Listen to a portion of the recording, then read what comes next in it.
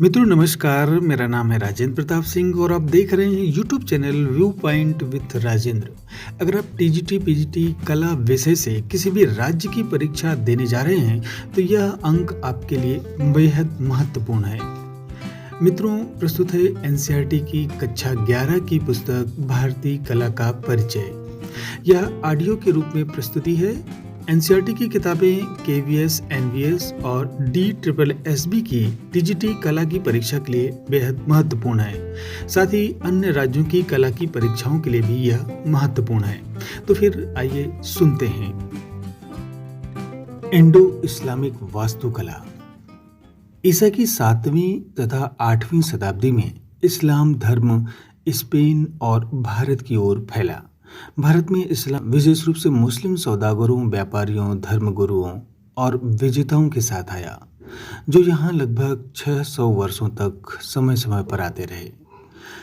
वैसे तो मुस्लिम लोगों ने ईसा की 8वीं शताब्दी से ही सिंधु, गुजरात आदि प्रदेशों में इमारतें निर्माण बनाना शुरू कर दिया था, मगर बड़े पैमाने पर भवन निर्माण का कार्य 13वीं शताब्दी के प्रारंभ में तुर्कों का शासन स्थापित हो जाने के बाद ही शुरू हुआ, जब उन्होंने उत्तर भारत को जीतकर दिल्ली सल्तनत की स्थापना की।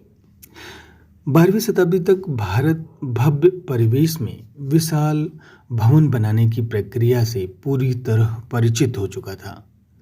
उस समय यहाँ भवन निर्माण और अलंकरण की अनेक विधियां प्रचलित और लोकप्रिय हो चुकी थी, जैसे सहतीरों, टोडों और अन्य खंभों के सहारे छतों का निर्माण, चाप, मेहराब, डाट, तोरण आदि का निर्माण। चापें लकड़ी और पत्थर की बनाई जाती थीं, इसलिए ये ऊपर के ढांचे के बोझ को सहने उठाने के लिए पूरी तरह सक्षम नहीं होती थी। किंतु अब गुंबदों का बोझ उठाए रखने के लिए ढोलदार चापों या मेहराबों की जरूरत पड़ी। ऐसी मेहराबों को डाट पत्थर से चापबंद के माध्यम से बनाया जाता था। लटकती हुई बगली डाट पर बने गुंबद के अंदर खंभे न होने के कारण ज्यादा जगह हो गई। इन देशांतरों और विजयों पर एक ध्यान देने योग्य पहलू यह रहा कि मुस्लिम शासकों ने स्थानीय सामग्रियों, संस्कृतियों और परंपराओं को अपने साथ लाई गई तकनीकों के साथ अपना लिया। उन्होंने इन तकनीकों को देखा, परखा, कुछ को स्वीकार किया, कुछ को अस्वीकार किया और कुछ को यथावत परिवर्तन के साथ अपना लिया।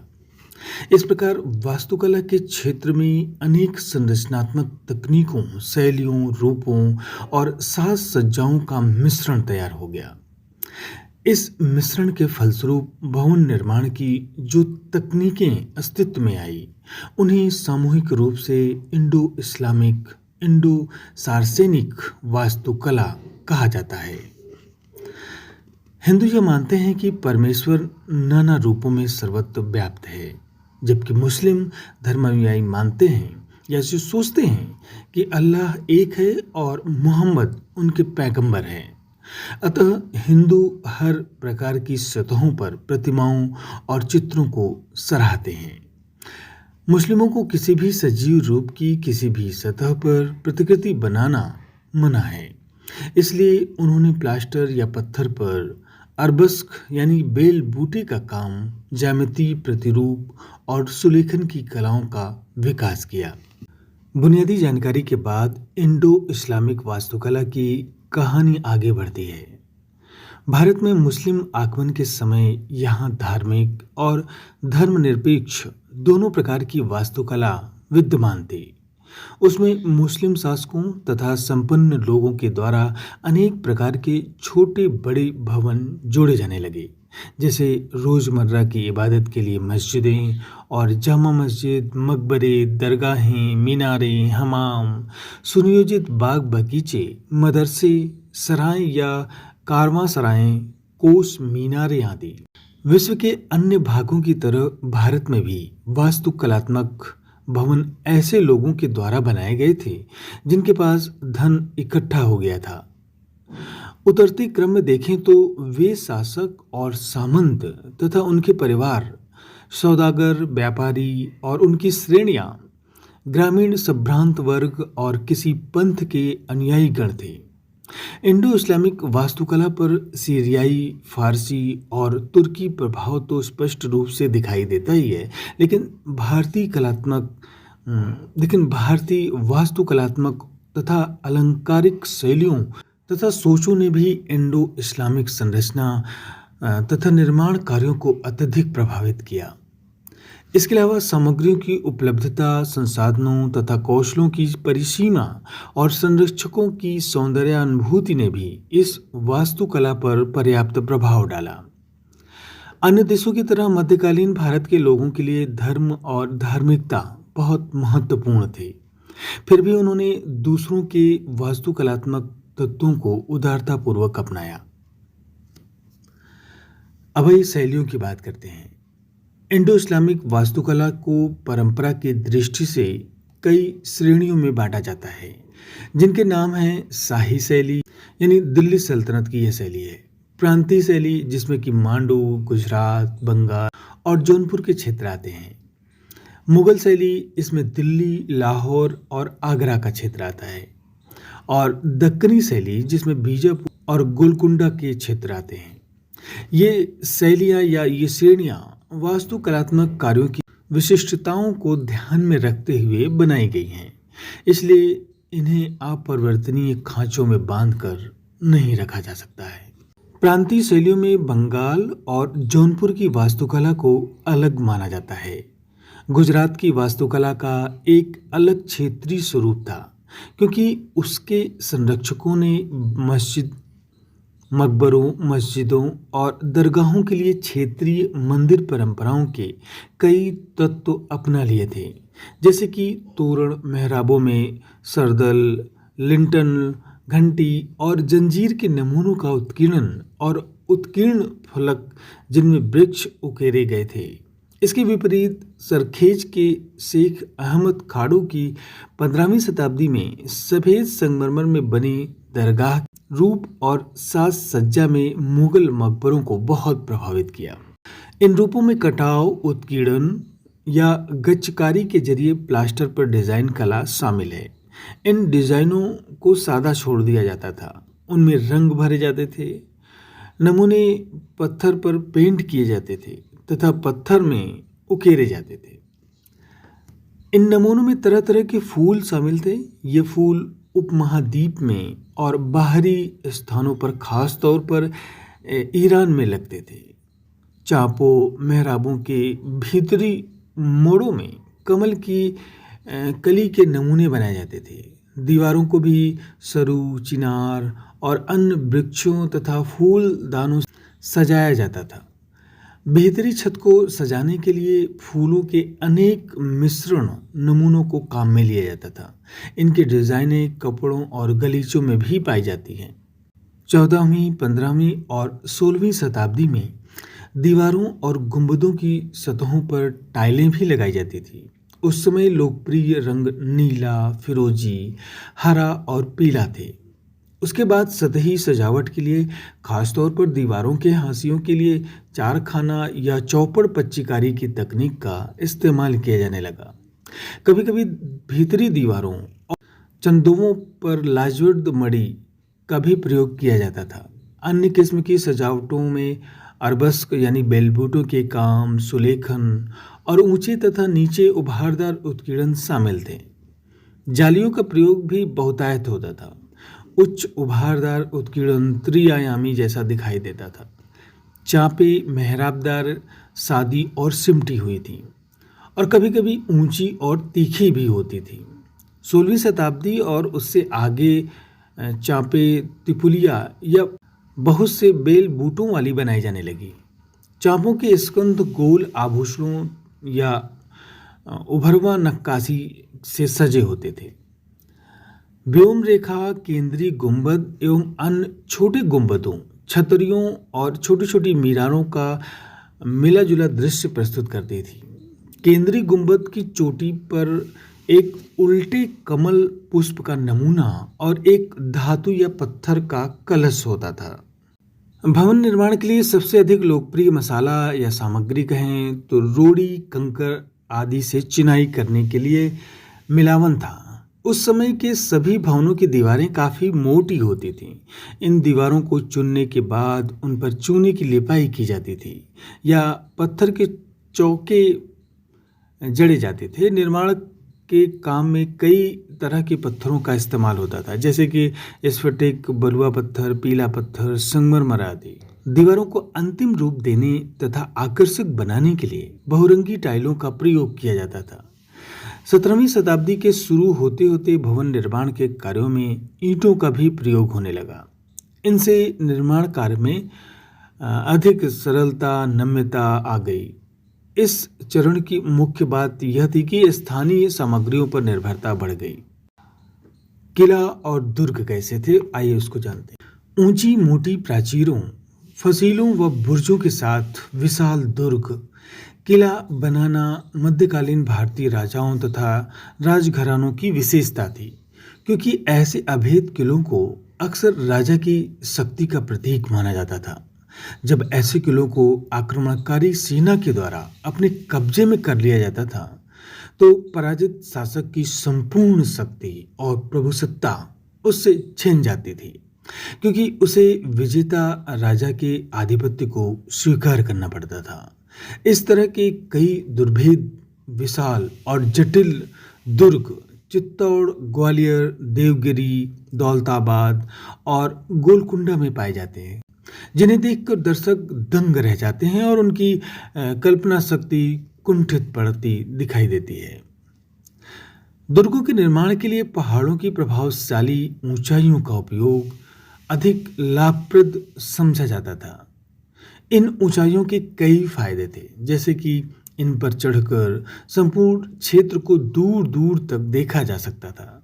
सुरक्षा की दृष्टि से भी ये ऊंचाइयां सामरिक महत्व रखती थी। उनमें आवास और दफ्तरी भवन बनाने के लिए बहुत खाली जगह होती थी, और सबसे बड़ी बात तो यह है कि इनमें आम लोगों तथा आक्रमणकारियों के मन में भय पैदा होता था। ऐसी ऊंचाइयों पर बने किलों के और भी कई फायदे थे, जिनमें से एक यह था कि किले के चारों ओर बाहरी दीवारों के एक के बाद एक कई घेरे बनाए जाते थे, जैसे कि गोलकुंडा में देखने को मिलता है। इन बाहरी दीवारों को तोड़कर भीतर किले में पहुंचने के लिए शत्रु सेना को स्थान स्थान पर लड़ाइयां लड़नी होती थी। दौलताबाद के किले में शत्रु को धोखे में डालने के लिए अनेक सामरिक व्यवस्थाएं की गई थी, जैसे कि उसके प्रवेश द्वार दूर दूर पर टेढ़े मेढ़े ढंग से बेहद मजबूती के साथ बनाए गए थे, जिन्हें हाथियों की सहायता से भी तोड़ना और खोलना आसान नहीं था। यहाँ एक के भीतर एक यानी कि दो किले बनाए गए थे, जिनमें दूसरा किला पहले की अपेक्षा अधिक ऊंचाई पर बनाया गया था, और उस तक पहुंचने के लिए एक भूल भुलैया को पार करना पड़ता था। इस भूल भुलैया में लिया गया एक भी गलत मोड़ शत्रु के सैनिकों को चक्कर में डाल देता था या सैकड़ों फुट नीचे खाई में गिराकर मौत के मुंह में पहुंचा देता था। ग्वालियर का किला इसलिए अजेय माना जाता था क्योंकि इसकी खड़ी ऊंचाई एकदम सपाट थी और उस पर चढ़ना असंभव था। इसे आवास की व्यवस्था के अलावा और भी कई कामों में लिया जाता था। बाबर को तो वैसे हिंदुस्तान की बहुत सी चीज़ों में कोई अच्छाई नहीं दिखाई दी, पर वो भी ग्वालियर के किले को देखकर भयभीत हो गया था। चित्तौड़गढ़ को एशिया का सबसे बड़ा किला माना जाता है और यह सबसे लंबे समय तक शक्ति का केंद्र बना रहा। इसमें कई तरह के भवन हैं, जिनमें से कुछ विजय एवं वीरता के स्मारक स्तंभ एवं शिखर हैं। इसमें अनेक जलाशय हैं। इस किले के प्रधान सेनापतियों तथा सैनिकों के साथ अनेक वीर गाथाएं जुड़ी हुई हैं। इसके अलावा इसमें ऐसे कई स्थल हैं जो यहाँ के नर नारियों के त्याग, तपस्या और बलिदान की याद दिलाते हैं। इन सभी किलों का एक दिलचस्प पहलू यह है कि इनमें स्थित राजमहलों ने अनेक शैलियों के आलंकारिक प्रभावों को बड़ी उदारता के साथ अपने आप में संजो रखा है। मीनारें, स्तंभ या गुंबद का एक अन्य रूप मीनार थी, जो भारतीय उपमहाद्वीप में सर्वत्र पाई जाती है। मध्यकाल की सबसे प्रसिद्ध और आकर्षक मीनारें थीं दिल्ली में कुतुब मीनार और दौलताबाद के किले में चांद मीनार। इन मीनारों का दैनिक उपयोग नमाज या इबादत के लिए अजान लगाना होता था। इसकी असाधारण आकाशीय ऊंचाई शासक की शक्ति का प्रतीक थी, जो उसके विरोधियों के मन में भय पैदा करती थी, चाहे वे विरोधी शरणार्थी हों या अन्य किसी धर्म के अनुयायी। कुतुब मीनार का संबंध दिल्ली के संत ख्वाजा कुतुबुद्दीन बख्तियार काकी से भी जोड़ा जाता है। 13वीं शताब्दी में बनाई गई यह मीनार 234 फुट ऊंची है। इसकी 4 मंजिलें हैं जो ऊपर की ओर क्रमशः पतली या सकरी होती चली गई हैं। यह बहुभुजी और वृत्ताकार रूपों का मिश्रण है। यह अधिकतर लाल और पांडु रंग के बलुआ पत्थर की बनी है। अलबत्ता इसकी ऊपरी मंजिलों में कहीं कहीं संगमरमर का भी प्रयोग हुआ है। इसकी एक विशेषता यह है कि इसके बारजे अत्यंत सुंदर या अत्यंत सजे हुए बनाए गए हैं। इसमें कई शिलालेख हैं जिन पर फूल पत्तियों के नमूने बने हुए हैं। चांद मीनार जो 15वीं सदी में बनाई गई थी 210 फीट ऊंची है। इसकी 4 मंजिलें हैं जो ऊपर की ओर क्रमशः पतली होती चली जाती हैं। अब यह आंडू रंग से पुती हुई है और इसका बाहरी भाग कभी पकी हुई टाइल्सों पर बनी द्विरेखीय सज्जा पट और बड़े बड़े अक्षरों में खुदी कुरान की आयतों के लिए प्रसिद्ध था। यद्यपि यह मीनार एक ईरानी स्मारक की तरह दिखाई देती है, लेकिन इसके निर्माण में दिल्ली और ईरान के वास्तुकलाविदों के साथ साथ स्थानीय वास्तुकलाकारों का भी हाथ था। मकबरे शासकों और शाही परिवार के लोगों की कब्रों पर विशाल मकबरे बनाना मध्यकालीन भारत का एक लोकप्रिय रिवाज था। ऐसे मकबरों के कुछ सुप्रसिद्ध उदाहरण हैं, जैसे कि दिल्ली स्थित गयासुद्दीन तुगलक का मकबरा, हुमायूं का मकबरा, अब्दुल रहीम खान खाना और आगरा में स्थित अकबर व इत्मादुद्दौला के मकबरे। मकबरा यह सोचकर बनाया जाता था कि मजहब में सच्चा विश्वास रखने वाले इंसान को कयामत के दिन इनाम के तौर पर सदा के लिए जन्नत भेज दिया जाएगा, लेकिन जहां हर तरह का ऐशो आराम होगा। इसी स्वर्ग प्राप्ति की कल्पना को लेकर मकबरों का निर्माण किया जाने लगा। शुरू शुरू में तो इन मकबरों की दीवारों पर कुरान की आयतें लिखी जाती थी, मगर आगे चलकर इन मकबरों को स्वर्गीय तत्वों के बीच में, जैसे कि बाग बगीचों के भीतर या किसी जलाशय या नदी के किनारे बनाया जाने लगा, जैसे कि हुमायूं के मकबरे और ताजमहल के मामले में देखा जाता है। जहां ये दोनों चीजें पाई जाती हैं, यह तो निश्चित है कि इतनी बड़ी बड़ी और शानदार इमारतें दूसरी दुनिया में शांति और खुशी पाने भर के लिए नहीं बनाई जा सकती, इसलिए इनका उद्देश्य दफनाए गए व्यक्ति की शानो शौकत और ताकत का प्रदर्शन करना भी रहा होगा।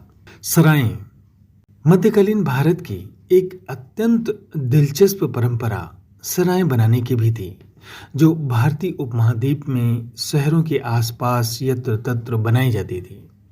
सराय आमतौर पर किसी वर्गाकार या आयताकार भूखंड पर बनाई जाती थी और उनका प्रयोजन भारतीय और विदेशी यात्रियों, तीर्थयात्रियों, सौदागरों, व्यापारियों आदि को कुछ समय के लिए ठहरने की व्यवस्था करना था। दरअसल ये सराय आम लोगों के लिए होती थीं और वहाँ विभिन्न सांस्कृतिक पृष्ठभूमियों वाले लोग कुछ समय के लिए इकट्ठा होते थे और ठहरते थे।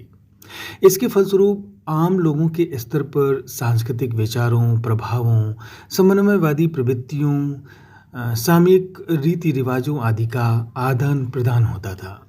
मध्यकालीन भारत का वास्तुकलात्मक अनुभव राजे रजवाड़े शाही परिवारों तक ही सीमित नहीं रहा, बल्कि समाज के सामान्य वर्गों के द्वारा और उनके लिए भी सार्वजनिक और निजी तौर पर भवन बनाए गए, जिनमें अनेक शैलियों, तकनीकों और सजावटों का मेल पाया जाता है। इन इमारतों में रिहायशी इमारतें, मंदिर, मस्जिदें, खानकाह और दरगाह, स्मृति भवन, भवनों के मंडप और बाग बगीचे, बाजार आदि शामिल हैं। तो ये थी एनसीईआरटी की पुस्तक कक्षा 11 की भारतीय कला का परिचय। और आज इसका अंतिम अध्याय इंडो इस्लामिक वास्तुकला के कुछ कलात्मक पहलू समाप्त हो रहा है। तो फिर आपको ये ऑडियो कैसा लगा, अपने विचार कमेंट बॉक्स में ज़रूर बताएं। ये ऑडियो अंक बहुत ही काम का है, इसे आप कई बार सुनेंगे। और एनसीईआरटी की पुस्तक अगर आपके क्षेत्र में उपलब्ध नहीं है तो आप इसे सुनकर वास्तु संरचना की जो बेसिक कंसेप्ट है वो आप इससे सीख सकते हैं। तो वीडियो को पूरा सुनने के लिए बहुत बहुत धन्यवाद।